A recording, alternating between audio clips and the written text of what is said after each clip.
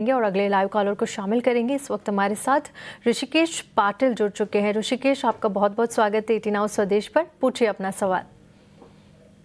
मैंने Tata motor passenger vehicle लिए है, 100 शेयर 531 पे।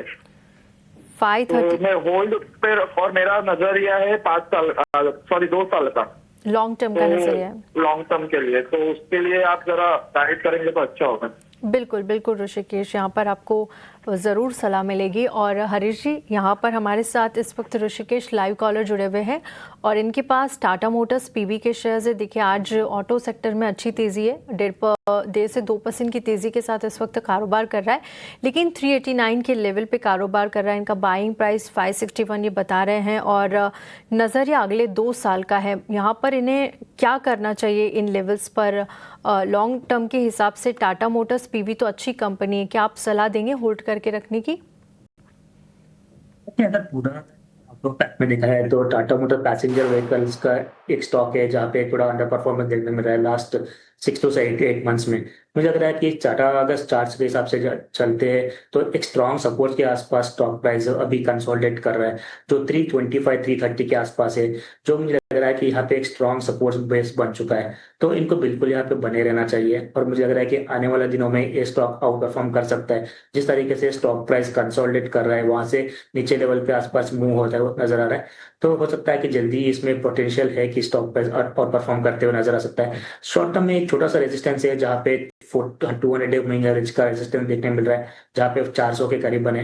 तो अगर ये स्टॉक प्राइस अगर निकल जाता है तो मुझे लग रहा है कि आने वाले दिनों में अच्छी रैली देखने मिल सकती है। बिल्कुल बने रहना चाहिए। एक अंडर परफॉर्मेंस देखने मिल रहा था स्टॉक में, मुझे लग रहा है कि जल्दी परफॉर्मेंस देखने मिल सकता है स्टॉक में, तो बने रहने की राय रहेगी मोटर्स में, पैसेंजर व्हीकल्स में।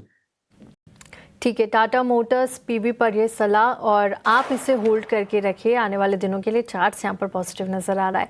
आगे बढ़ते हैं और अगला सवाल भी हमें यूट्यूब से मिल रहा है। जितेंद्र का सवाल है, हरियाणा के फरीदाबाद से बात कर रहे हैं और इनके पास जो शेयर्स है वो है जमुना ऑटो के शेयर्स है। 1500 की क्वांटिटी है और 122 रुपये इनका बाइंग प्राइस है। शॉर्ट टर्म का और लॉन्ग टर्म दोनों व्यू ये यहाँ पर रख रहे हैं। फिलहाल देखिए 36,000 से ज़्यादा का शानदार मुनाफा इन्हें होता हुआ आज 146 के लेवल पे कारोबार कर रहा है और यहाँ पर हम तेज़ी देख सकते हैं करीब आधे से 2% के बीच की।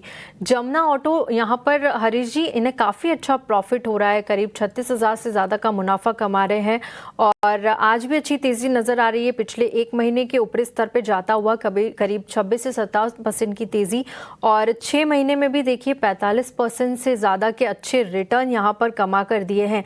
और 1 साल का जो चार्ट है उसमें भी हम देख सकते हैं करीब 95% का गेन यहाँ पर जमुना ऑटो में देखने को मिला।